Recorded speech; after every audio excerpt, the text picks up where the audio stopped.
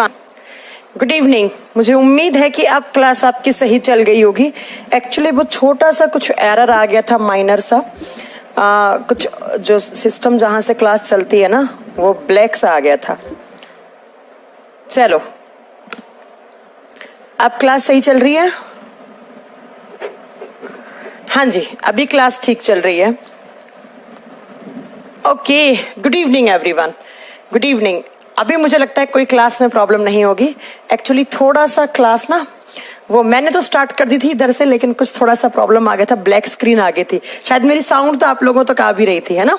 चलो, okay, good evening. Rakesh Kumar, Pradeep Kashyap, Raghav, Umang Kumar, Sabir Ahmad, उसके बाद हैं संजना राठौड़, साबिर अहमद, सुरेश कुमार मीना, मनोज कुमार। चलो ओके, चलो बेबी कुमारी। मैं सबका नाम तो नहीं ले पाऊंगी, जिनका नाम नहीं ले पाई उनके लिए सॉरी।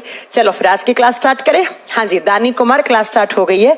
वो एक्चुअली थोड़ा सा प्रॉब्लम हो गई थी, शायद कुछ मेरी तरफ से साउंड तो ठीक चल रही थी, लेकिन वो कुछ ब्लैंक हो गई थी स्क्रीन। आओ, अब ठीक है ना? एकदम ठीक है, कोई प्रॉब्लम नहीं है ना? अब कोई प्रॉब्लम नहीं है। क्लास स्टार्ट करें फिर अपनी आज की। चलो, Neetu Gupta, okay, good evening. Vipul, Rohit Atal, Kavi Raj, Manoj Kumar, Simple Das, Roshan Kumari, Vandana Kumari. बहुत लड़कियां इस बैच में, मुझे बड़ा अच्छा लगता है जब लड़कियां पढ़ती हैं तब। आओ स्टार्ट करते हैं फिर आज के क्लास। लास्ट क्लास में हम क्या पढ़ रहे थे? हमने पढ़ा था साइटोलॉजी, कोशिका विज्ञान चल रहा था। आप थोड़ा सा रेगुलर खींचेंगे, हो सकता है इस वीकेंड पे भी मैं तुम लोगों की क्लास लूं, है ना? थोड़ा जल्दी जल्दी चलते हैं अब, है ना? क्योंकि बहुत मुझे लगता है मैं सबसे पीछे चल रही हूँ, मेरी बहुत ही ज्यादा। एक कह रहे मैम वॉइस नहीं आ रही है। बिल्कुल वॉइस आ रही है, एकदम क्लियर है वॉइस यहाँ से। ठीक है, तो थोड़ा सा मुझे अब फास्ट चलना पड़ेगा आपके बैच में। मैं सबसे पीछे चल रही हूँ। आज मैंने देखा आपके बैच में मैथ्स की क्लास इतनी ज्यादा हो गई, फिजिक्स भी मेरे से बराबर चल रहा है, तो मुझे लगा अब मुझे थोड़ा सा ज्यादा करना चाहिए। अब मेरी क्लास में रेगुलर लगवाया करोगे, है ना? चलो ठीक है, स्टार्ट करते हैं अब। साइटोलॉजी का मतलब क्या था? कोशिका विज्ञान। और लास्ट क्लास में हमने क्या पढ़ा था? तो लास्ट क्लास में हम सेल्स के टाइप्स पढ़ रहे थे कि सेल्स जो होती हैं वो दो टाइप की होती हैं। अब आप लोग बताओगे क्या क्या पढ़ा था? एक नंबर पे पढ़ा था प्रोकैरियोटिक सेल। जल्दी से कमेंट बॉक्स में कमेंट करके बताओ कि प्रोकैरियोटिक और यूकैरियोटिक में क्या क्या डिफरेंस पढ़ा था। प्रोकैरियोटिक और यूकैरियोटिक सेल में क्या क्या डिफरेंस पढ़ा था, इनके एग्जाम्पल क्या क्या पढ़े थे? जल्दी से फास्ट मुझे जल्दी से बताओ, ठीक है? चलो सुनो ध्यान से। हाँ ठीक है, अब एकदम सही है। हाँ, अब एकदम ठीक है, सारा वॉइस वगैरह सब ठीक है। अब तुम ज्यादा मजे मत लो मेरे। सुनिएगा, मैंने कहा था कि लास्ट क्लास में दो टाइप की सेल्स होती हैं। इस धरती पर जितने भी लिविंग ऑर्गेनिजम्स हैं वो या तो प्रोकैरियोट्स होंगे या वो यूकैरियोट्स होंगे। फिर मैंने कहा था प्रोकैरियोट्स क्या होंगे, जिनमें प्रोकैरियोटिक टाइप की सेल्स होंगी, और यूकैरियोट्स क्या होंगे, जिनमें यूकैरियोटिक टाइप की सेल्स होंगी। फिर फास्टली जल्दी से रिवाइज कर लेते हैं हम कि प्रोकैरियोटिक सेल्स क्या थी? ऐसी सेल्स जिनका न्यूक्लियस डेवलप नहीं हुआ, जिनका केंद्रक और जिनके केंद्रक के चारों तरफ पाए जाने वाली झिल्ली विकसित नहीं हुई, उसे प्रोकैरियोटिक बोलते हैं। और जिसमें प्रॉपर न्यूक्लियस डेवलप्ड हुआ, विकसित प्रकार का वेल डिफाइंड न्यूक्लियस होता है, उसे यूकैरियोटिक बोलते हैं। प्रोकैरियोटिक का एग्जांपल मैंने कहा था बच्चों, बैक्टीरिया। जितने भी बैक्टीरिया होती हैं, जितने भी जीवाणु होते हैं, उनकी सेल्स किस प्रकार की होती हैं? प्रोकैरियोटिक टाइप की होती हैं। दूसरा इसका एग्जांपल बताया था सियानोबैक्टीरिया, सियानो जीवाणु। और मैंने कहा था सियानोबैक्टीरिया का दूसरा नाम क्या होता है? बीजीए, ब्लू ग्रीन एल्गी, नीले हरे शैवाल। उसके बाद यूकैरियोटिक सेल का एग्जांपल क्या बताया था कि कोई भी प्लांट सेल है, जितने भी प्लांट्स हैं उन सब में क्या है? यूकैरियोटिक सेल हैं। जितने भी एनिमल हैं, जंतु हैं, उनमें किस प्रकार की सेल्स हैं? यूकैरियोटिक हैं। फंगी, कवक की कोशिकाएं, उसके बाद एल्गी सेल, ये सब किस प्रकार की होती हैं? प्रोकैरियोटिक सेल होती है। उसके बाद नेक्स्ट पढ़ा था कि प्रोकैरियोटिक सेल्स का जो डीएनए होता है उसे क्या नाम दिया था? हमने उसे न्यूक्लियोइड नाम दिया था। प्यारे बच्चों, क्या नाम दिया था उसे? न्यूक्लियोइड नाम दिया था। जबकि एक प्रोकैरियोटिक सेल्स का जो डीएनए था वो उनका न्यूक्लियस के अंदर नहीं होता है, इसलिए वो बाहर रहता है और वो अनप्रोटेक्टिव फॉर्म में होता है। जबकि यूकैरियोटिक सेल का जो न्यूक्लियस होता है, न्यूक्लियस के अंदर उनका डीएनए होता है, तो वो प्रोटेक्टिव होता है। ये सारी बातें हमने कुछ पढ़ ली थी। अब आज बात करेंगे, एक लास्ट डिफरेंस बचा था बच्चों। हाँ बिल्कुल सही विपुल, आपने बिल्कुल सही बोला। एक कह रहे कि मैम ब्राइटनेस कम कर दो। ठीक है, मैं थोड़ी सी ब्राइटनेस कम कर देती हूँ अगर आप कहते हो तो। अब ठीक है ब्राइटनेस? अब ठीक है ब्राइटनेस? कहीं ज्यादा तो नहीं कर दी मैंने? इतनी ज्यादा टेक्नोलॉजी का ज्ञान नहीं है ना मुझे। अब ठीक है ब्राइटनेस। चलो अब देखो नेक्स्ट आज जो मैं आपको डिफरेंस करवाने वाली हूं, ध्यान से सुनना कान खोलकर, ठीक है। देखो जब आप एक सेल पढ़ते हो तो सेल के अंदर क्या होते हैं, बहुत सारे आपने पढ़ा होगा, सेल के अंदर माइटोकॉन्ड्रिया होता है, राइबोसोम होता है, लाइसोसोम होता है, न्यूक्लियस होता है, ऐसे ही आप पढ़ोगे प्लास्टिड होता है, ऐसे ही आप पढ़ोगे गोल्गी बॉडीज होते हैं, एंडोप्लाज्मिक रेटिकुलम होता है। ये सब क्या होते हैं, ये सब होते हैं बच्चों सेल ऑर्गेनलीज। ये सब क्या होते हैं, सेल ऑर्गेनलीज होते हैं। इन्हें कहा जाता है कोशिकांग। नाम से क्लियर है, कोशिका के अंग कोशिकांग कहलाते हैं। जब आप एक सेल को माइक्रोस्कोप के नीचे रखोगे तो माइक्रोस्कोप के जब नीचे रखोगे तो आपको क्या मिलेगा, आपको बेटा ये सब देखने को मिलेंगी। आप देखोगे ये माइटोकॉन्ड्रिया है, ये राइबोसोम है, ये लाइसोसोम है, ये सब मैं आपको पढ़ाने वाली हूं, ये सब हम पढ़ने वाले भी हैं, ठीक है। आगे चलकर ये क्या होते हैं, सेल ऑर्गेनलीज होते हैं। कोशिकांग, कोशिका के अंग कोशिकांग कहलाते हैं। जब बच्चों आप एक प्रोकैरियोटिक सेल की बात करते हो तो मेरे साथ लिखते जाना, उसमें most of the cell organelles are absent. यहां मैंने लिखा प्रो का मतलब प्रोकैरियोटिक, यहां मैंने लिखा यूकैरियोटिक। जब आप प्रोकैरियोटिक सेल की बात करते हो तो उसमें माइटोकॉन्ड्रिया नहीं होता, तो इसके नीचे क्या लिखोगे, माइटोकॉन्ड्रिया इज एब्सेंट। इनमें माइटोकॉन्ड्रिया नहीं पाया जाता है, माइटोकॉन्ड्रिया अनुपस्थित होता है। क्या लिखोगे कि प्रोकैरियोटिक प्रकार की कोशिकाओं में माइटोकॉन्ड्रिया नहीं होता है। जबकि अगर आप एक यूकैरियोटिक सेल देखोगे तो उसमें वेल डिफाइंड आपको माइटोकॉन्ड्रिया दिखेगा। तो एग्जाम में क्वेश्चन आ जाए कि भैया किस प्रकार की सेल्स में माइटोकॉन्ड्रिया नहीं दिखते हैं, तो आप क्या बताओगे, किस प्रकार की सेल्स में माइटोकॉन्ड्रिया विजिबल नहीं होते हैं। प्रोकैरियोटिक सेल्स में माइटोकॉन्ड्रिया नहीं प्रेजेंट होते हैं। जैसे मैं आपको दिखाती हूं प्रोकैरियोटिक सेल का एग्जाम्पल आपको, आप मुझे बताना कि इसके अंदर आपको माइटोकॉन्ड्रिया दिखा है क्या, कहीं पर भी आपको माइटोकॉन्ड्रिया दिखा है क्या, आप खुद बता देना। ये आपका एक प्रोकैरियोटिक सेल है, कहीं पर आपको माइटोकॉन्ड्रिया लिखा हुआ मिल रहा है, नहीं मिलेगा, क्योंकि ये बैक्टीरिया की सेल है और मैंने कहा है बैक्टीरिया में प्रोकैरियोटिक सेल्स होते हैं, ठीक है। तो सुनिएगा जरा ध्यान से, क्या कि माइटोकॉन्ड्रिया इज एब्सेंट, इनमें माइटोकॉन्ड्रिया नहीं पाया जाता। जबकि कोई एक यूकैरियोटिक सेल है, प्लांट की सेल हो गई, हमारी सेल हो गई, किसी एल्गी की सेल ले लो, किसी फंगी की सेल ले लो, सब में आपको माइटोकॉन्ड्रिया दिखेगा। दूसरा पॉइंट किसका, एक सेल ऑर्गेनली होता है जिसे कहते हैं हम एंडोप्लाज्मिक रेटिक्यूलम। एंडोप्लाज्मिक रेटिक्यूलम, और हिंदी में इसे नाम दिया जाता है अंतःप्रदव्य जालिका। अंतःप्रदव्य जालिका, ये सब मैं आगे पढ़ाने वाली हूं आपको। अभी सिर्फ और सिर्फ आप नाम से फैमिलियर हो जाइए, आगे चलकर मैं सब आपको पढ़ाने वाली हूं। एंडोप्लाज्मिक रेटिक्यूलम, और शॉर्ट फॉर्म में इसे लिखा हुआ मिलता है ER। तो एंडोप्लाज्मिक रेटिकुलम किसी भी प्रोकैरियोटिक सेल में नहीं होता है, तो लिख देना it is absent in prokaryotic cell. Endoplasmic reticulum अंतःप्रदव्य जालिका प्रोकैरियोटिक प्रकार की कोशिकाओं में नहीं पाया जाता है, ठीक है। जबकि यूकैरियोटिक टाइप की सेल्स होती हैं उनमें ये प्रेजेंट होता है, तो इधर लिख देना ER इज प्रेजेंट, इनमें ER पाया जाता है, इनमें एंडोप्लाज्मिक रेटिकुलम प्रेजेंट होता है। दिखाऊं आपको मैं, ये देखो, ये एक बैक्टीरिया की सेल है, इसमें आपको कहीं पर भी एंडोप्लाज्मिक रेटिकुलम नहीं दिखेगा क्योंकि ये एक प्रोकैरियोटिक सेल है। जबकि मैं आपको एक यूकैरियोटिक सेल दिखाती हूं बच्चों, ये रही यूकैरियोटिक सेल, इसमें आपको यहां पर लिखा हुआ मिलेगा, ये रहा रफ एंडोप्लाज्मिक रेटिकुलम और ये रहा स्मूथ एंडोप्लाज्मिक रेटिकुलम। दो टाइप की होती है रेटिकुलम, ठीक है, वो आगे चलकर मैं आपको पढ़ाने वाली हूं। तो यहां पर देखो, इसमें आपको माइटोकॉन्ड्रिया भी दिखेगा। कहां लिखा हुआ माइटोकॉन्ड्रिया, आपको कहां पे दिख रहा है, ये रहा माइटोकॉन्ड्रिया। तो माइटोकॉन्ड्रिया भी है यहां पर एंडोप्लाज्मिक रेटिकुलम भी है। इसका मतलब आप देखते ही बता दोगे मैम ये तो एक यूकैरियोटिक सेल है, मैम ये तो एक यूकैरियोटिक सेल है ना। चलो अब नेक्स्ट बात करते हैं किसकी, तीसरी बात करेंगे हम लाइसोसोम के बारे में। शायद आपने छोटी क्लास में पढ़ा होगा कि लाइसोसोम्स क्या होते हैं, सेल का आत्मघाती थैली कहलाता है, सुसाइड करने वाला बैग कहलाता है। जो प्रोकैरियोटिक सेल होते हैं उनमें लाइसोसोम भी एब्सेंट होता है, जबकि एक यूकैरियोटिक सेल होता है उसके अंदर लाइसोसोम आर प्रेजेंट, लाइसोसोम पाए जाते हैं। मतलब कहने का मतलब ना तो माइटोकॉन्ड्रिया, ना एंडोप्लाज्मिक रेटिकुलम, ना लाइसोसोम। बेचारी विकसित ही नहीं हुई ना, बेचारे लोअर क्लास के एनिमल हैं। क्यों कहा हमने लोअर क्लास के एनिमल? क्योंकि इनमें कुछ बना ही नहीं, आधे अधूरे हैं ये, इनकी सेल्स पूरी नहीं है। अगर इनकी सेल्स पूरी होती ना बैक्टीरिया की, तो जैसे हम लोग घूम रहे हैं ना, ऐसे पूरे आपके बीच में बहुत सारे बैक्टीरिया घूम रहे होते। तो अच्छा है ये पूरे नहीं है, नहीं तो इस धरती के ऊपर इंसानों से कई गुना ज्यादा बैक्टीरिया घूम रहे होते हैं हमारे बीच। तो अच्छा है। नेक्स्ट आपको बताती हूं, एक कंपोनेंट और होता है गोल्गी बॉडीज। गोल्गी बॉडीज आगे पढ़ाऊंगी, एक एक करके सब पढ़ाने वाली हूं मैं। इसको हिंदी में कहा जाता है गोल्जी काय। आपको किसी भी प्रोकैरियोटिक सेल में गोल्गी बॉडीज भी देखने को नहीं मिलेंगे। तो इनमें गोल्गी बॉडीज भी क्या होते हैं? एब्सेंट होते हैं, जबकि यूकैरियोटिक सेल में गोल्गी बॉडीज प्रेजेंट होंगे। चाहे वो प्लांट की हो चाहे वो एनिमल की हो, दोनों सेल्स में आपको गोल्गी बॉडीज देखने को मिलेंगे।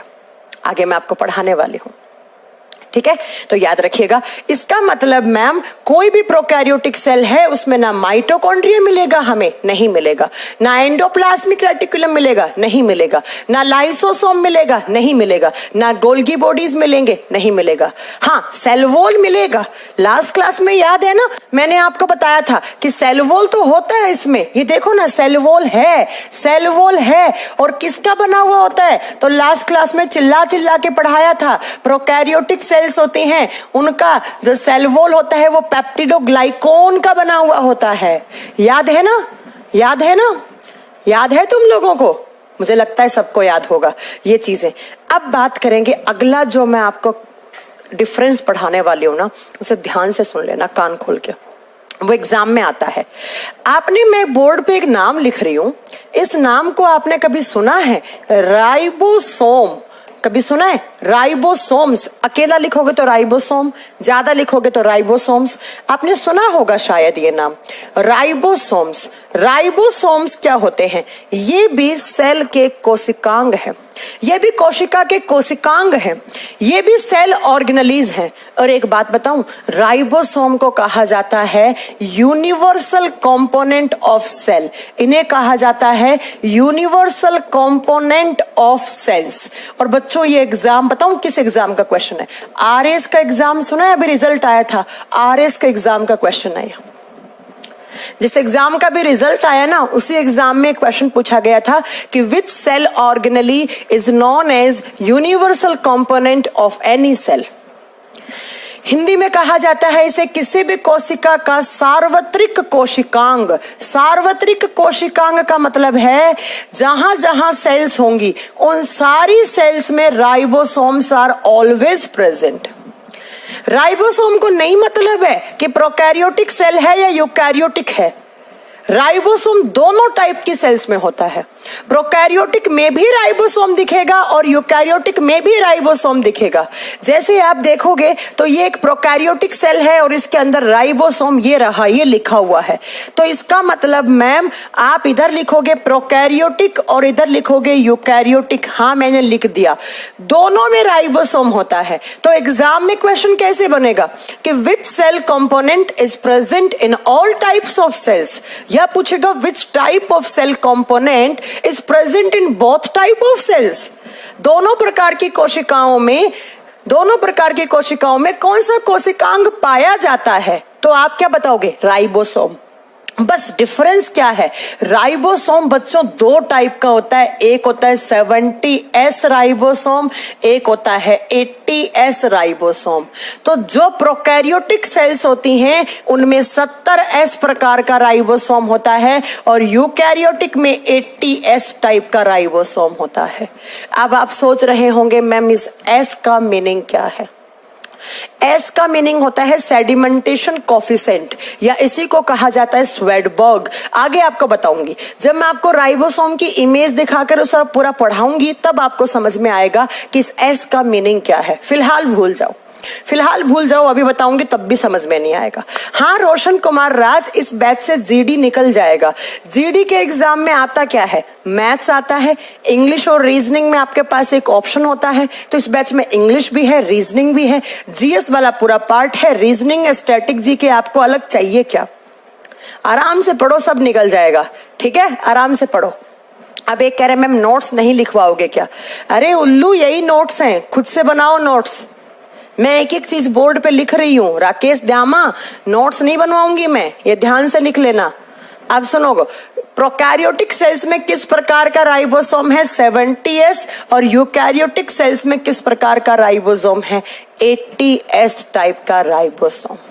यहां तक किसी प्रकार के बच्चे को दिक्कत नहीं है, कोई दिक्कत नहीं होनी चाहिए। मैम, जब राइबोसोम हर प्रकार की सेल्स में है, इसीलिए राइबोसोम को कहा जाता है सार्वत्रिक कोशिकांग, हर जगह पाए जाने वाला। इसे कहते हैं हम यूनिवर्सल कंपोनेंट ऑफ सेल्स, हर एक सेल में पाया जाता है। इतनी बात मेरी आप लोगों को समझ में आ गई। अब अगली बात जो मैं आपके बताने चाह रही हूं, उसको और ध्यान से सुनो, जो एग्जाम में क्वेश्चन आता है। देखो, आप स्कूल से एक चीज पढ़ते आ रहे हो प्यारे बच्चों, क्या पढ़ते आ रहे हो कि माइटोकॉन्ड्रिया, माइटोकॉन्ड्रिया को हिंदी में सूत्र कणिकाएं कहा जाता है। माइटोकॉन्ड्रिया को हिंदी में सूत्र कणिकाएं कहा जाता है। हालांकि एग्जाम में माइटोकॉन्ड्रिया ही लिखा हुआ आता है, ठीक है, हालांकि एग्जाम में माइटोकॉन्ड्रिया ही लिखा हुआ आता है, लेकिन आप कभी कभार क्या पता एग्जामिनर का कैसा मूड हो, ज्यादा ही हिंदी लिख दे, वो सूत्र कणिकाएं बोलते हैं, ठीक है। अब सुनिए मेरी बात जरा ध्यान से, माइटोकॉन्ड्रिया के अंदर क्या होता है? अब कोई बच्चा कमेंट नहीं करेगा, जो मुझे कमेंट करेगा ना मैं यहां से ब्लॉक करवा दूंगी उसे। सिर्फ पढ़ाई पे ध्यान दो, ठीक है, सिर्फ पढ़ाई पे ध्यान दो। अब मेरी बात को जरा यहां से सुनो। माइटोकॉन्ड्रिया की जब आप बात करते हो तो माइटोकॉन्ड्रिया के अंदर होता क्या है? माइटोकॉन्ड्रिया के अंदर ना ऐसी उंगली नुमा उभरी हुई संरचनाएं होती हैं, ऐसे बहुत सारी लाइन बनी हुई होती है। ये लाइन, एक तो मैंने ऐसे लाइन खींची बच्चों, एक लाइन मैंने ऐसे खींची। अब ये बताओ ज्यादा सरफेस एरिया किसके पास है? इसके पास है। तो माइटोकॉन्ड्रिया के अंदर ऐसे उंगली नुमा उभरी हुई संरचनाएं पाई जाती हैं, और इनमें क्या होता है, ठीक है, इनमें क्या होता है तो जरा ध्यान से सुनना। इनमें क्या होता है? इनमें एक प्रोसेस होता है जिस प्रोसेस में ग्लूकोज को तोड़ा जाता है ऑक्सीजन की सहायता से। इस माइटोकॉन्ड्रिया के पास खून में घुलकर हमारी हर एक सेल के पास ग्लूकोज आता है, और फिर इस ग्लूकोज को तोड़ता है ऑक्सीजन, और इसके तोड़ने से बनता है कार्बन डाइऑक्साइड प्लस पानी प्लस एनर्जी। लेकिन यहां पर जो एनर्जी होती है, इस एनर्जी को नाम दिया जाता है एटीपी, और एटीपी की फुल फॉर्म होती है एडिनोसिन ट्राइफॉस्फेट। एटीपी की फुल फॉर्म होती है एडिनोसिन ट्राइफॉस्फेट। ये जो एटीपी है ना बच्चों, ये होती है ऊर्जा, ये होती है ऊर्जा, ये एनर्जी है। आप स्कूल से पढ़ते आ रहे हो कि माइटोकॉन्ड्रिया को हम कोशिका का ऊर्जा घर कहते हैं, energy house of the cell कहते हैं। क्यों कहते हैं? क्योंकि माइटोकॉन्ड्रिया में बहुत सारी एनर्जी बनी है। किसकी फॉर्म में बनी है? एटीपी की फॉर्म में बनी है, और इसी एनर्जी को काम में लेकर आपकी सेल्स क्या करती हैं? काम करती रहती हैं। आपने फिजिक्स पढ़ा है, फिजिक्स में पढ़ा है, कोई भी काम तभी होगा जब आपके पास पावर होगी, एनर्जी होगी। तो हमारी सेल्स दिन रात काम करती रहती हैं, इसका मतलब उनके पास एनर्जी है।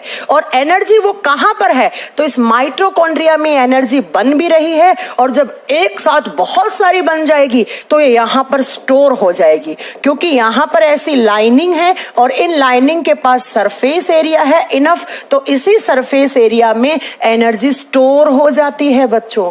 इसीलिए आप स्कूल से पढ़ते आ रहे हो mitochondria is known as power house of the cell या energy house of the cell. इसके पास एनर्जी है, एनर्जी है तो इसके पास पावर है बच्चों।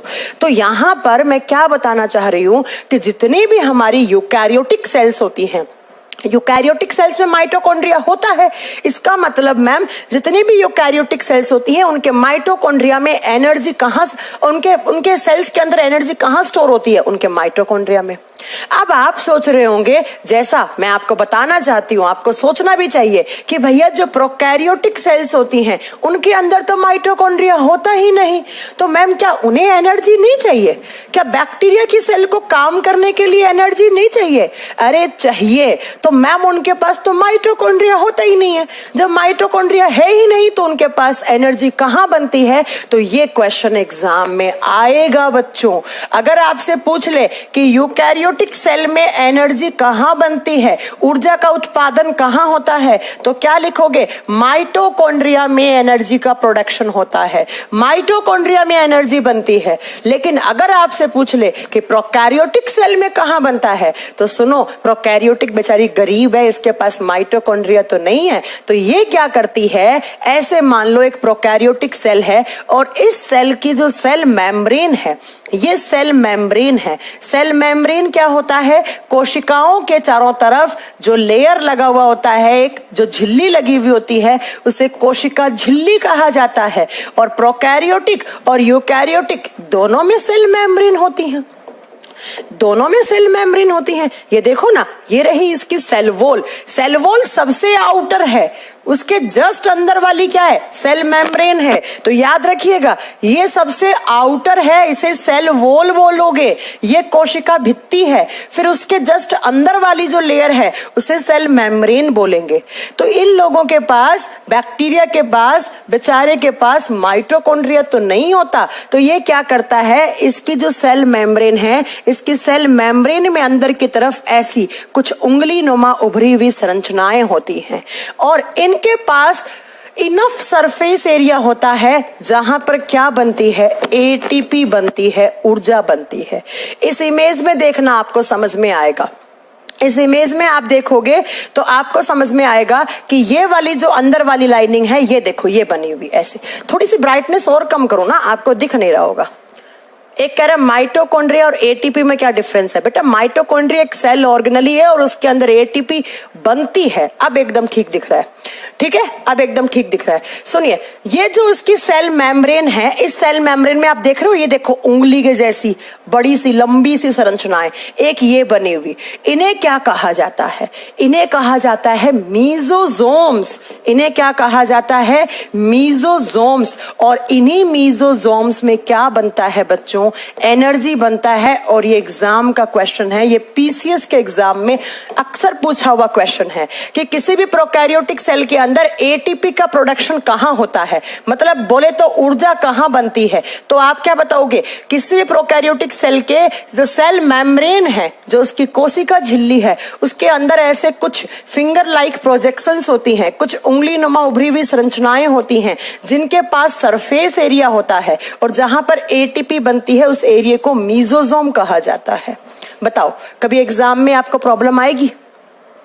अरे रेड कलर नहीं दिखेगा Manish Gupta, red colour green पे रेड कैसे दिख जाएगा? कुछ भी बोल रहे हैं, ठीक है। तो कोई भी यूकैरियोटिक सेल है, उसके अंदर एनर्जी कहां बनेगी? माइटोकॉन्ड्रिया में। लेकिन कोई भी प्रोकैरियोटिक सेल है, उसके अंदर एनर्जी कहां बनेगी? उसकी सेल मेम्ब्रेन के अंदर ऐसी फोल्डिंग्स होती है और उसके अंदर उसे क्या कहा जाता है? मीजोजोम कहा जाता है।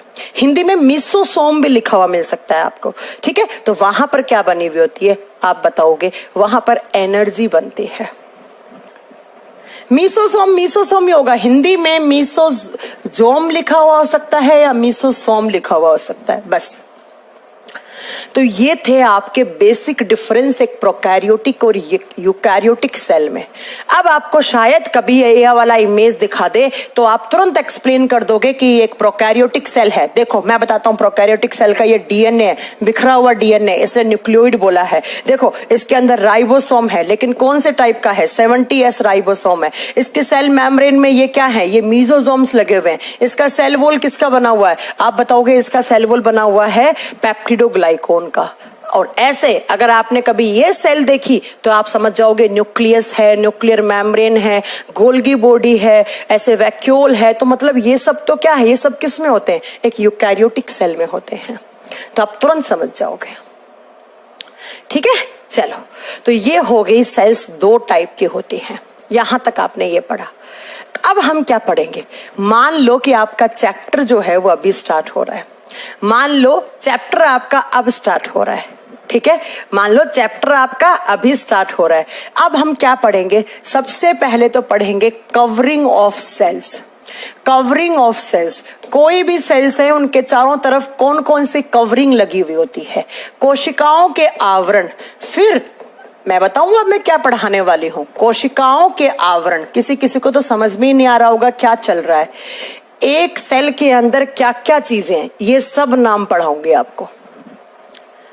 ये सारी चीजें आपको दिख रही है ना, ये सब आपको आज से 7 से 8 घंटे के बाद जब आप पढ़ लोगे तो ये सारे नाम आप बताओगे।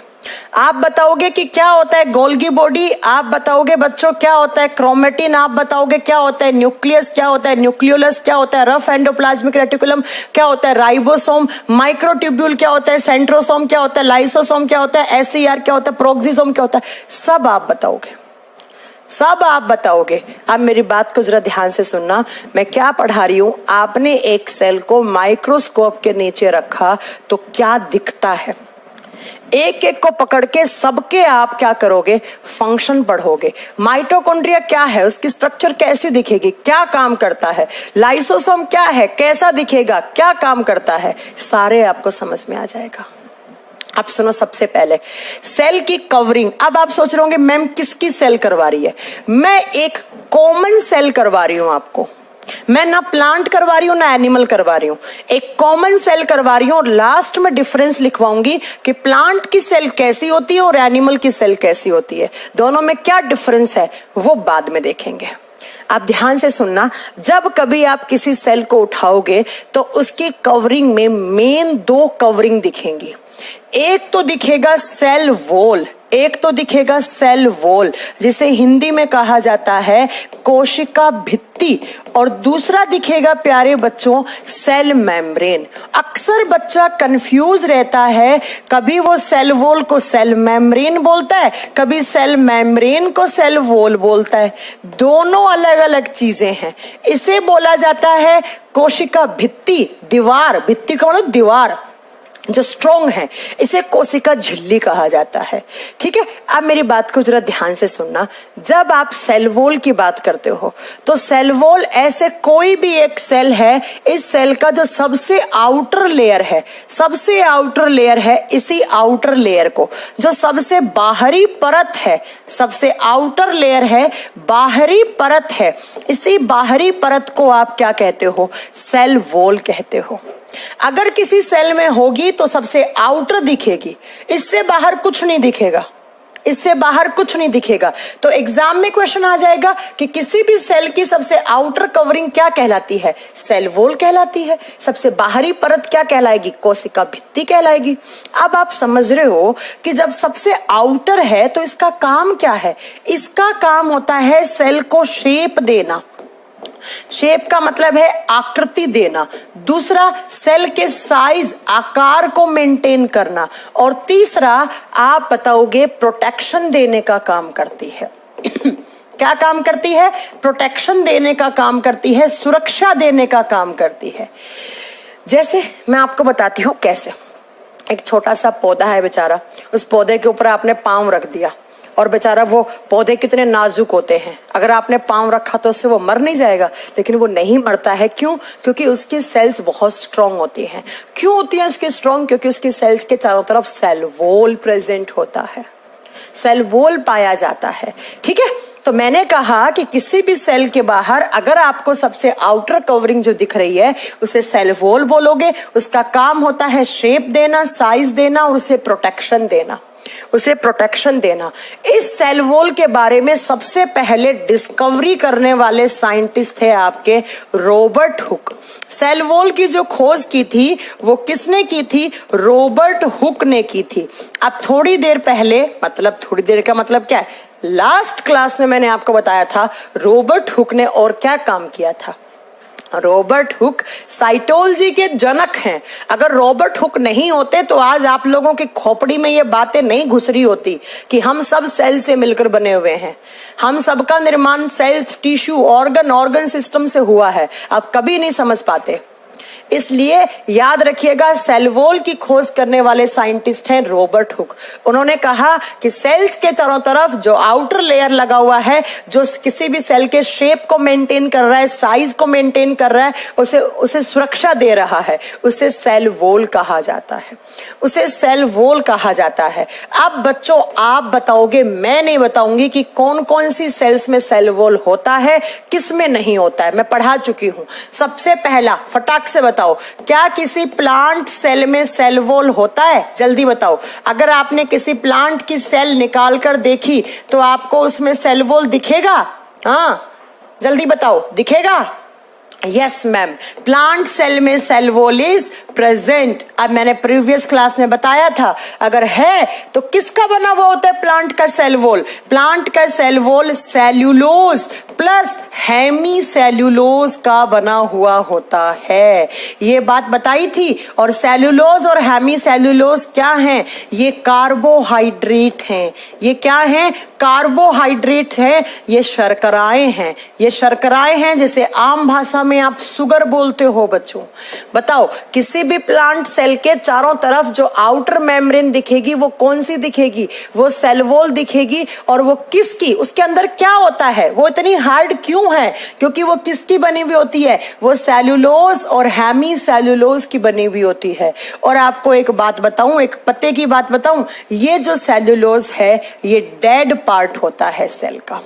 ये डेड पार्ट है, ये मृत भाग होता है। तो एग्जाम में कैसे क्वेश्चन आएगा? प्लांट की सेल वॉल किसकी बनी हुई है? सेल्यूलोज की। यह आएगा कि प्लांट सेल का डेड पार्ट कौन सा होता है? किसी भी प्लांट सेल का सबसे मरा हुआ भाग कौन सा है? सेल्यूलोज वाला है, क्योंकि ये मरी हुई सेल से मिलकर बना हुआ होता है। और सेल्यूलोज क्या है बच्चों? एक कार्बोहाइड्रेट है, एक शर्करा है, जिसे आम भाषा में आप शुगर बोलते हो। जिसे आम भाषा में आप क्या बोलते हो? शुगर बोलते हो। और बातें बताऊं आपको इसके बारे में। एग्जाम में क्वेश्चन आता है कि इस धरती पर या इस यूनिवर्स में सबसे ज्यादा शर्करा कौन सी होती है? तो धरती पर या इस यूनिवर्स में सबसे ज्यादा शर्करा कौन सी है? तो लिख देना सेल्यूलोज है। Cellulose is the most abundant carbohydrate in universe. इस संसार में सबसे ज्यादा क्या होता है? सेल्यूलोज। कौन सी शर्करा ज्यादा है? कौन सी शुगर सबसे ज्यादा होती है? सेल्यूलोज। क्यों होती है? क्योंकि ये किस में पाई जाती है? प्लांट की सेल वॉल में पाई जाती है, इसलिए सबसे ज्यादा है। तो ये अगर एग्जाम में क्वेश्चन आ जाए ना, ऐसे क्वेश्चन आते हैं, लिख देना। और एक और मजे की बात बताऊं, हमारे बॉडी में सेल्यूलोज का डाइजेशन नहीं होता। सेल्यूलोज का डाइजेशन नहीं होता। ह्यूमन बॉडी में, मनुष्य के शरीर में इस शुगर का, इस कार्बोहाइड्रेट का डाइजेशन नहीं होता।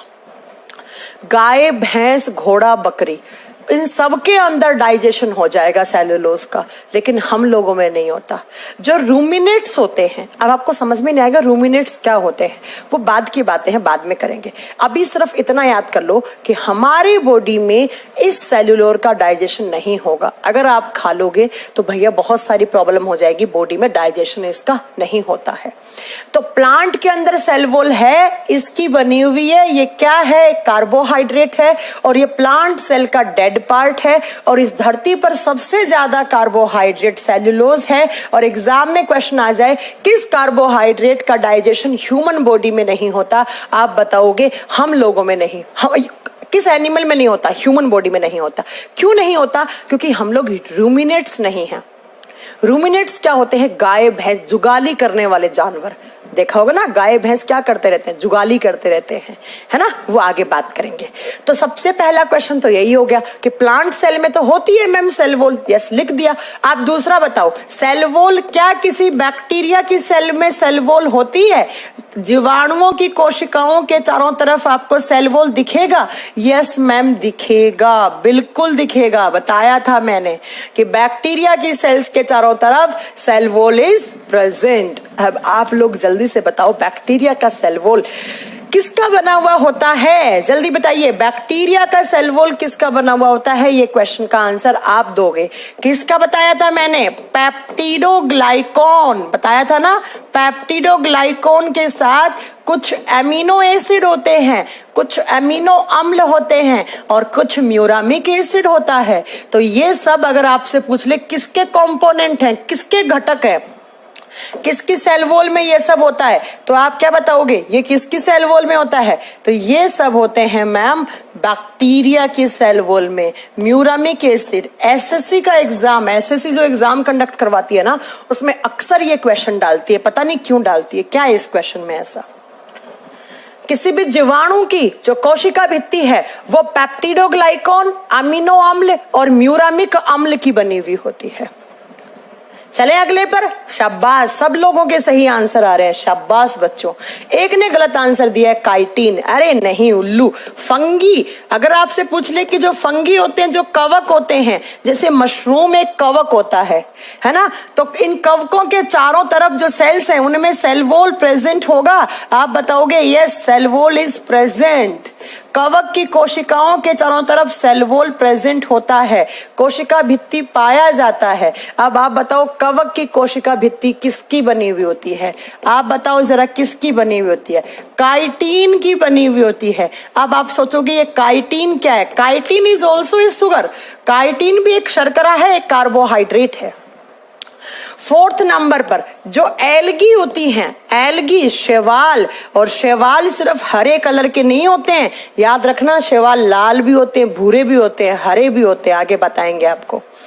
शैवाल के चारों तरफ जो सेल्स हैं उनके चारों तरफ भी क्या होती हैं? सेल वॉल प्रेजेंट होती है। बताओ जरा किसकी बनी हुई होती है? फटाक जल्दी बताओ। कोई बात नहीं विपुल बेटा, आगे से ध्यान रखना।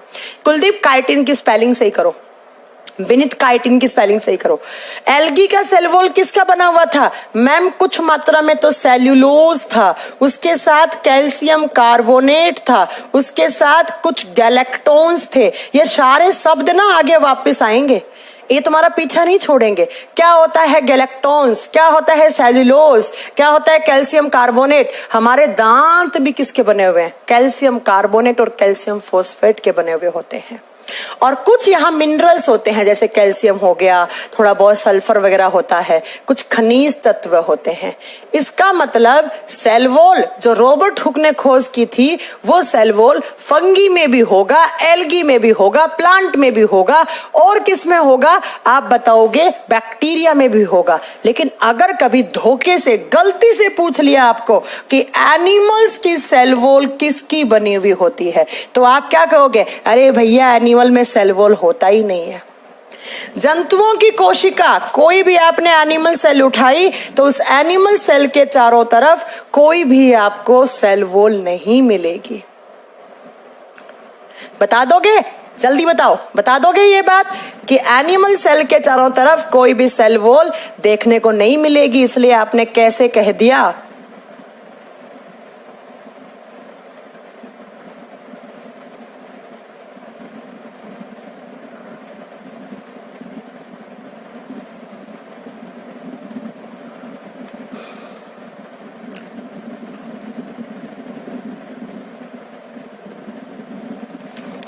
हाँ जी, नहीं होती ना? यस। इसका मतलब हमारी सेल्स में सेल वॉल नहीं होता? नहीं होता। तो सेल्स के चारों तरफ जो कवरिंग होती है उसे सेल वॉल बोलते हैं। दो टाइप की कवर होती है। पहला कवर आपने पढ़ लिया, सेल वॉल, सारा खलास। अब आओ दूसरी कवरिंग क्या होती है? दूसरी कवरिंग होती है बच्चों सेल मेम्ब्रेन। दूसरा लिखा ना हमने कि दो टाइप की कवरिंग होती है, दूसरी है सेल मेम्ब्रेन, और सेल मेम्ब्रेन को हिंदी में लिखा जाता है कोशिका झिल्ली। झिल्ली वो कोशिका भित्ति था, ये कोशिका झिल्ली था। दोनों अलग अलग चीजें हैं, ध्यान से सुनना, ठीक है? अब मेरी बात को जरा गौर से सुनना, मैं क्या कहना चाह रही हूं। जो सेल मेम्ब्रेन होता है ना, ये प्रोकैरियोटिक और यूकैरियोटिक दोनों में प्रेजेंट होता है। It is present in both prokaryotic as well as eukaryotic. यह प्रोकैरियोटिक और यूकैरियोटिक दोनों प्रकार की कोशिकाओं में पाया जाता है। क्या पाया जाता है? कोशिका झिल्ली। इसका मतलब अगर कोई बैक्टीरिया होगा मैम, तो उस बैक्टीरिया की सेल्स के चारों तरफ भी क्या होगा? सेल, पहले सेल वॉल होगा, सुनना ध्यान से, ऐसे सबसे आउटर होगा ना, सबसे बाहरी होगा हार्ड सा, ये तो सेल वॉल होगा। फिर इसके अंदर की तरफ होगा ना, ये वाला जो मैं डैश डैश से बना रही हूं, ये क्या होगा? सेल मेम्ब्रेन होगा। तो मैंने ये कहा है कि सेल मेम्ब्रेन प्रोकैरियोटिक यूकैरियोटिक दोनों में प्रेजेंट होती है। बस एक डिफरेंस सुन लेना ध्यान से। क्या डिफरेंस सुन लेना जो मैं आपको कहना चाह रही हूं वो, भैया प्रोकैरियोटिक सेल में बैक्टीरिया हो गया, यूकैरियोटिक सेल में प्लांट सेल हो गया, ऐसे ही फंगी सेल हो गया, ऐसे ही एल्गी सेल हो गया। तो इन सब में सबसे आउटर में तो क्या था? सबसे बाहर क्या है? ये सेल वॉल है। और इसके अंदर क्या होना चाहिए? इसके अंदर होती है मेम्ब्रेन, सेल मेम्ब्रेन अंदर है। तो मैंने क्या बोला? मैंने ये बोला कि जैसे जीवाणु हो गया, पादप कोशिकाएं हो गए, कवक हो गए, शैवाल हो गए, इन सभी की कोशिकाओं के सबसे बाहरी तो कौन होता है? इन सब में आउटर में तो कौन है? आउटर में सेल वॉल है। और इनके आउटर के जस्ट इनर में अंदर की तरफ कौन है बच्चों? सेल मेम्ब्रेन है। तो कभी कभी एग्जाम में क्वेश्चन क्या आता है कि किसी भी प्लांट सेल की इनर मेम्ब्रेन कौन सी होती है? तो आप सोचोगे इनर मेम्ब्रेन मैम ने कभी करवाई नहीं। भैया इनर मेम्ब्रेन का मतलब ही क्या है? आप क्या बताओगे? आउटर तो सेल वॉल हो गया, उसके अंदर की तरफ जो है उसे सेल मेम्ब्रेन कहते हैं। और सिर्फ इसे सेल मेम्ब्रेन नहीं, देखना इसके क्या क्या नाम है। आप इसे सेल मेम्ब्रेन बोलो, आप इसे प्लाज्मा मेम्ब्रेन बोलो, प्लाज्मा झिल्ली, या इसी को कहा जाता है प्लाज्मा लेमा। ये तीन नाम होते हैं, किसी भी नाम से आप इसे पुकार लो। प्लाज्मा लेमा, जैसे एक घर में एक लड़का होता है, उसके ननिहाल में इसका दूसरा नाम होता है ना, और बुआ के घर जाता है तो दूसरे नाम से पुकारते हैं, अपने घर में दूसरे नाम से पुकारते हैं। वैसे कोई डिफरेंस नहीं है, तो एक ही इंसान ना, ऐसे एक ही स्ट्रक्चर है सेल मेम्ब्रेन। उसे सेल मेम्ब्रेन बोलो, प्लाज्मा मेम्ब्रेन बोलो, प्लाज्मा झिल्ली हो जाएगा, और प्लाज्मा लेमा बोलो, कोई प्रॉब्लम नहीं है। ठीक है, तो आप याद रखेंगे कि किसी भी प्लांट की आउटर तो क्या होगी भैया? सेल वॉल होगी, और इनर वाली, अंदर वाली कौन सी होगी? सेल मेम्ब्रेन होगी। लेकिन बच्चों याद करो आप, एनिमल सेल में सेल वॉल तो होता नहीं है। मान लो मैंने ऐसे एक एनिमल सेल बना दिया, तो इसके चारों तरफ सेल वॉल तो होता ही नहीं, तो इसके चारों तरफ एक ही मेम्ब्रेन होगी, आउटर ही होगी वो, क्योंकि सेल वॉल तो है ही नहीं, और वो आउटर क्या होगी? सेल मेम्ब्रेन होगी। तो मैं क्या बताना चाह रही हूं? मैं ये कहना चाह रही हूं कि हमारी सेल्स के चारों तरफ सिर्फ एक ही मेम्ब्रेन है। उसी मेम्ब्रेन को आप सेल मेम्ब्रेन, प्लाज्मा मेम्ब्रेन या प्लाज्मा मेम्ब्रेन बोलते हो, प्लाज्मा लेमा बोलते हो। लेकिन किसी बैक्टीरिया की, किसी प्लांट की, किसी फंगी की आउटर में सेल वॉल होगा और अंदर में सेल मेम्ब्रेन होगा। क्लियर है पॉइंट? अब मैं आपको एक बात बता दूं कि सबकी सब, जहां जहां सेल मेम्ब्रेन है, जहां जहां सेल मेम्ब्रेन है, जहां जहां, जिसे आप प्लाज्मा मेम्ब्रेन बोलो, ये सिर्फ और सिर्फ एक ही टाइप के कंपोनेंट्स की बनी हुई होगी। ये किसकी बनी हुई होती है? तो आप लिखोगे it is made up of phospholipids. Phospholipids, Hindi medium वाले बच्चे लिखेंगे क्या? कि यह फॉस्फोलिपिड्स की बनी हुई होती है। यह फॉस्फोलिपिड्स की बनी हुई होती है। बच्चों फॉस्फो का मतलब होता है फॉस्फर जुड़ा हुआ है, लिपिड्स का मतलब है वसा। ऐसी वसा जिसके आगे फॉस्फर जुड़ा हुआ है उसे फॉस्फोलिपिड्स कहते हैं। तो जहां जहां सेल मेम्ब्रेन है वो उसका मेजर कंपोनेंट है, क्या है? उसमें सबसे ज्यादा फॉस्फोलिपिड्स होता है। हाँ, फॉस्फोलिपिड्स सबसे ज्यादा होगा, इसके साथ कुछ प्रोटीन भी हो सकते हैं, इसके साथ कुछ कार्बोहाइड्रेट भी हो सकती हैं, लेकिन मेजर कंपोनेंट क्या है? आप बताओगे फॉस्फोलिपिड्स। इसीलिए बुक्स में क्या लिखा हुआ मिलता है कि cell membrane is made up of phospholipids. लेकिन फॉस्फोलिपिड्स के साथ कुछ प्रोटीन भी हो सकती है, कुछ कार्बोहाइड्रेट भी हो सकती हैं, कोई बड़ी बात नहीं है, हो सकती हैं, कोई बड़ी बात नहीं है। इस बात को आप याद रखिएगा। अब मैं आपको बताती हूं कि ये जो आपकी सेल मेम्ब्रेन है, ये आपको कैसे दिखेगी, ध्यान से सुनना। हाँ, मेजरली आपको बुक्स में फॉस्फोलिपिड्स मिलेगा, लेकिन कुछ प्रोटीन, कुछ कार्बोहाइड्रेट भी हो सकती है। जो आपकी सेल मेम्ब्रेन है, जो सेल वॉल है ना, वो एक सिंगल लेयर है, ऐसे सिंगल लेयर है। लेकिन जब सेल मेम्ब्रेन की बात करते हो तो सेल मेम्ब्रेन होती है एक by layered structure. It is a by layered structure. और बाई लेयर्ड का मतलब क्या है? यह दोहरी परत वाली संरचना है। दोहरी परत, इसमें दो परत होती है। दो परत कैसे देखना, मेरा एक डायग्राम दिखाती हूं आपको मैं इसका, आपको उसको देख के समझ में आएगा। दो लेयर से मिलकर बनी हुई है प्लाज्मा मेम्ब्रेन। ये देखो, ये पहला लेयर है और ये दूसरा लेयर है। तो plasma membrane by layered structure है, डबल मेम्ब्रेन स्ट्रक्चर है, कैसे भी लिख लो, दो परतों से मिलकर बनी हुई होती है। ठीक है, इसको आउटर फेस बोलते हैं, इसे इनर फेस बोलते हैं। मान लो ऐसे बनाया मैंने, ये आउटर हो गया, इसके अंदर में एक और होगी इनर। तो ये सब तो छोड़ो, तो बच्चों वाली बात है कि ये आउटर हो गया, ये इनर हो गया, कोई बड़ी बात नहीं है। तो आपसे एग्जाम में कैसे क्वेश्चन पूछेगा? आपसे एग्जाम में क्वेश्चन पूछेगा कि भैया सेल की कौन सी कवरिंग है जो डबल मेम्ब्रेन स्ट्रक्चर से बनी हुई होती है। तो डबल मेम्ब्रेन स्ट्रक्चर से कौन सी बनी हुई है? आप क्या बताओगे? वो सेल मेम्ब्रेन है, वो सेल मेम्ब्रेन है। दो लेयर है। अब बात करते हैं इसकी जो लेयर है, इन दोनों लेयर के बीच में एक लेयर ये हो गई और एक लेयर ये हो गई, और इन दोनों लेयर के बीच में प्लाज्मा मेम्ब्रेन के जो फॉस्फोलिपिड्स के मॉलिक्यूल हैं वो रहते हैं। आपने सैंडविच खाया है? सैंडविच में एक ब्रेड ऊपर लगाते हो, एक ब्रेड नीचे लगाते हो, बीच में आपने बहुत सारा उसके अंदर चीज भर लिया, आपने गोभी डाल ली, आपने खीरा डाल लिया, प्याज डाल लिया, टमाटर डाल लिया, ऐसे ना, और फिर ऐसे दो लेयर बना के उसे आप खा जाते हो। बस कुछ वैसी सी प्लाज्मा मेम्ब्रेन होती है।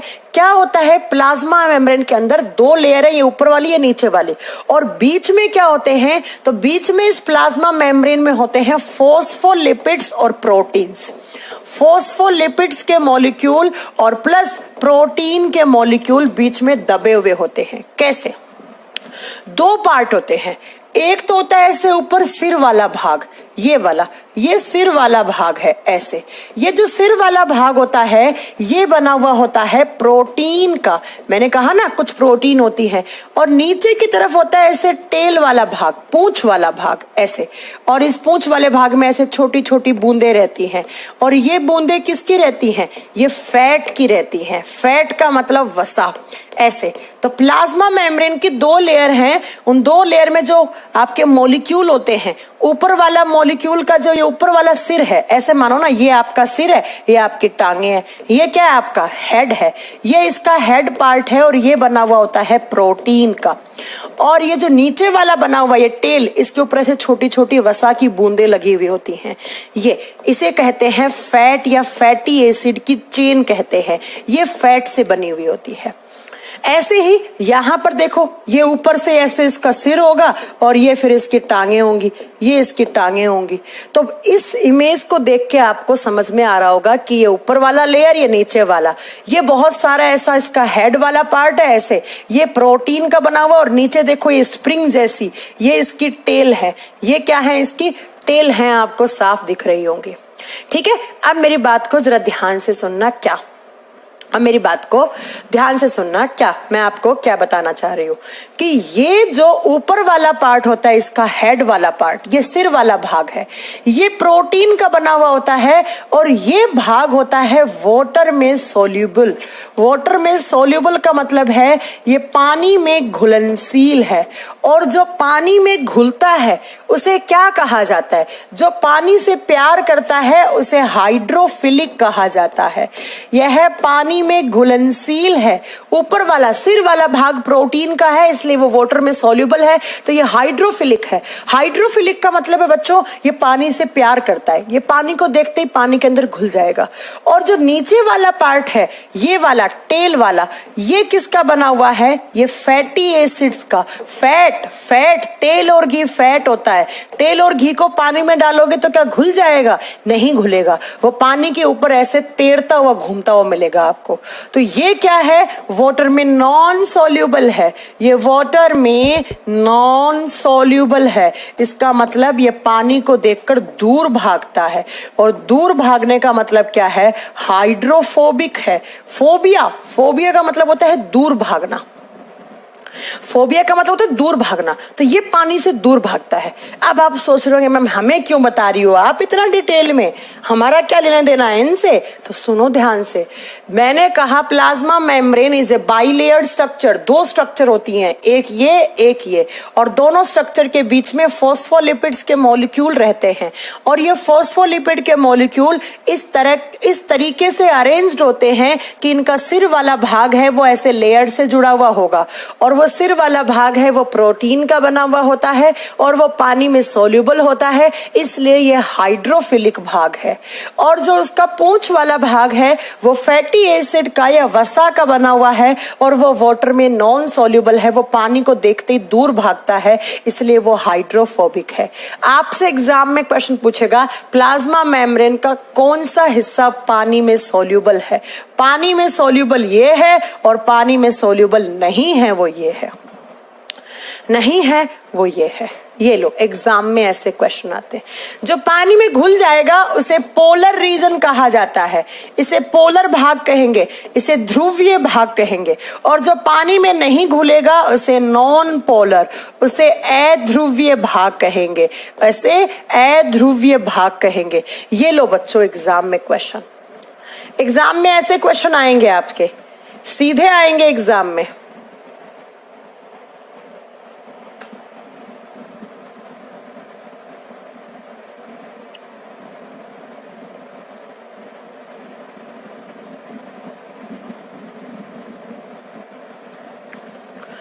ठीक है, तो एग्जाम में अगर ऐसे क्वेश्चन आ गए तो बता दोगे।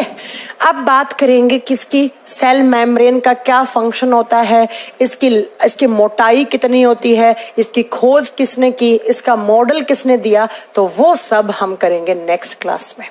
आज की क्लास में इतनी क्लास है, यहीं तक की क्लास याद रखना और इसके नोट्स बना लेना अच्छे से। ठीक है, अच्छे से नोट्स बना लेना।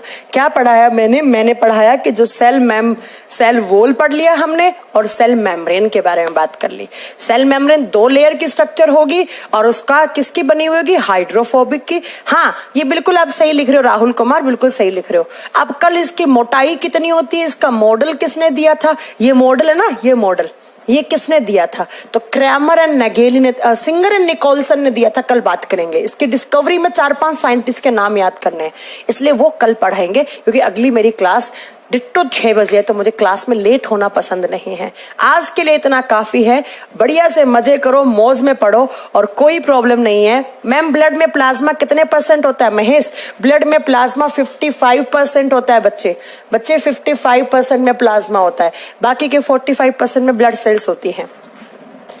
ठीक है, चिंता मत करो, मैं सब पढ़ाऊंगी तुम लोगों को। रोज रोज तुम लोग बोलते हो ना कि मैम ये कर दो वो कर दो। ऐप अपडेट, बहुत जल्दी ऐप अपडेट होने वाला है, तुम लोग चिंता मत करो, बताऊंगी आपको कब होगा। बस मुश्किल से 8-10 दिन में आपका एप्लीकेशन अपडेट हो जाएगा, फिर बात करेंगे इस पे। ठीक है प्यारे बच्चों, तो आज के लिए इतना बहुत है। मिलते हैं आपसे नेक्स्ट क्लास में, मतलब कल मिलेंगे आपसे, और यहीं से आपका सिलसिला वापस स्टार्ट करेंगे कल से। ठीक है, कल हम पढ़ेंगे न्यूक्लियस, डीएनए, आरएनए, ये सब पढ़ लेंगे कल हम न्यूक्लियस, डीएनए, आरएनए सब पढ़ जाएंगे। चलो, थैंक यू, बाय बाय।